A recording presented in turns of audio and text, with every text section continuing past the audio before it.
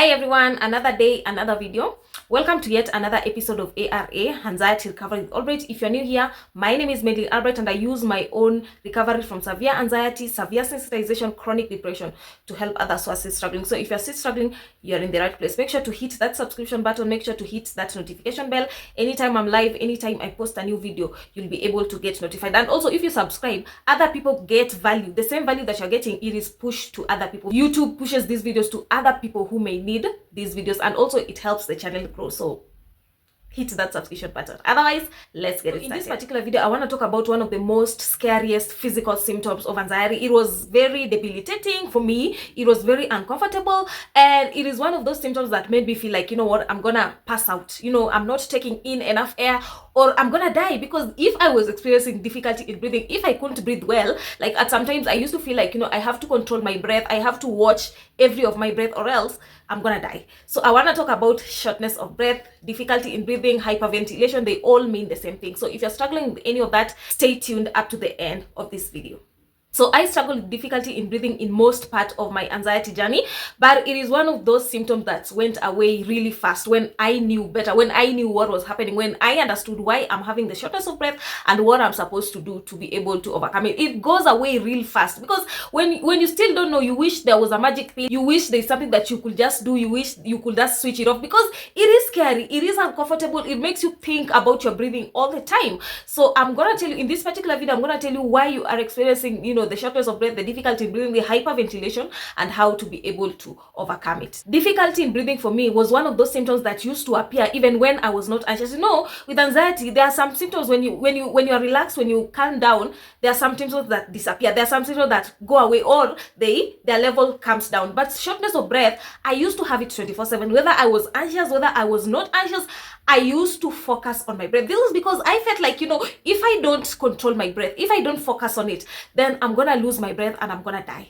Let me explain to you what is happening when you are experiencing difficulty in breathing. You know, anxiety is a fight or flight response. It is a response. It is our body responding to stress. You stressed a lot and it led to anxiety. So anxiety is a fight or flight response. It is a stress response. And in this world, no one lacks the fight or flight. It is a response that anyone has. It is an automatic response, because when you see a lion, when you see a tiger, when there is threat in real life, it is this response that will be able to notify you, and you'll be able to either fight or flee. But in this case with anxiety, the threat is false. The threat is your physical symptoms. The threat is your intrusive thoughts. The threat is anything that is happening in your body that you don't like. That's the threat. So let's say in real life, when you see a lion, when you see a tiger, when you see a snake, that fight or flight response is going to be automatic, because you're going to have to decide whether to fight or flee. And when you see this tiger, you're going to experience the physical symptoms.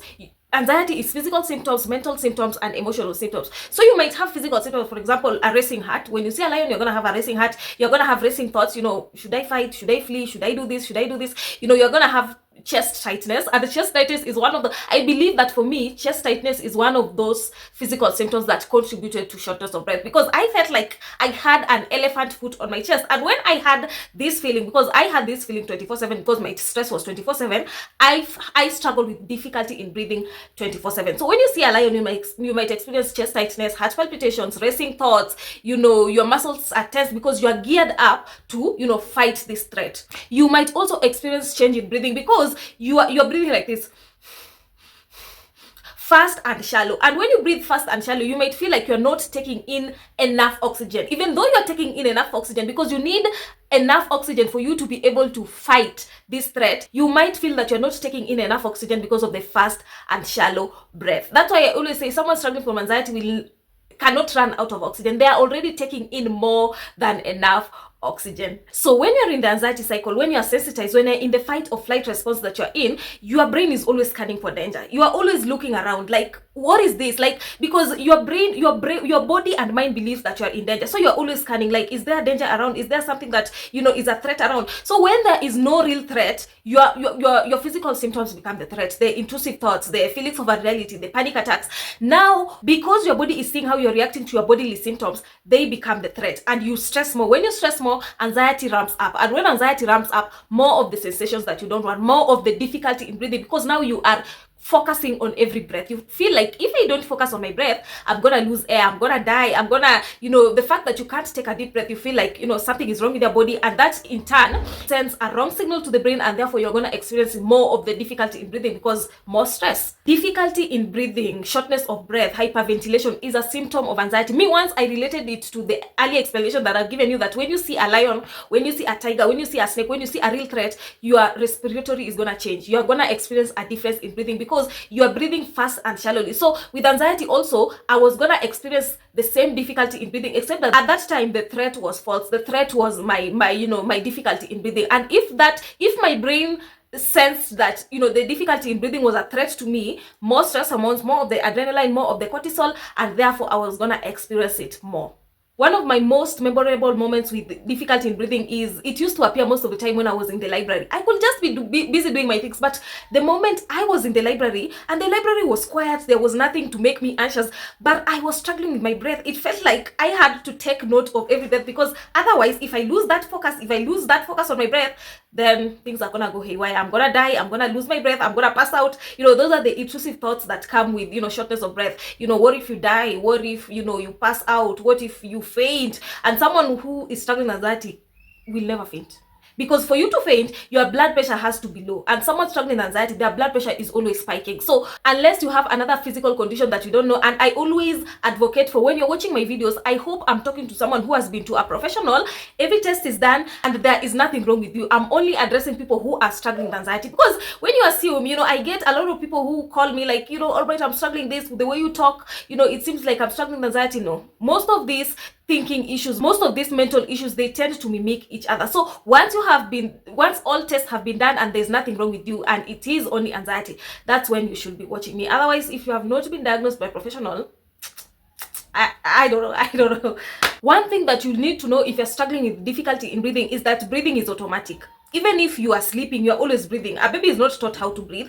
Breathing is automatic. So anxiety thrives on fear and attention. The moment you're trying to focus on your breath, now you are gasping for air. You are trying to control your breath. You're trying to watch each and every breath of yours. You're giving anxiety attention, because that difficulty of breath is anxiety. You're giving anxiety attention. Therefore, you're going to have more of that, because in your brain, the subconscious part of the brain has notified that, this breathing is a threat. That's why you are giving it so much attention. Therefore, more stress hormones and more of the difficulty in breathing. I hope you guys are getting how you are fueling the cycle on your own. Breathing is automatic and you don't have to control anything. You might think you are in control of your breath while you are sinking deeper into the anxiety cycle. Breathing is automatic. You will always have to breathe. Just breathe normally. Just breathe like the way you always breathe. Don't gasp for air. Gasping for air is doing something about your breathing, and therefore this sends a wrong signal to the brain. You will always breathe. Breathing is natural.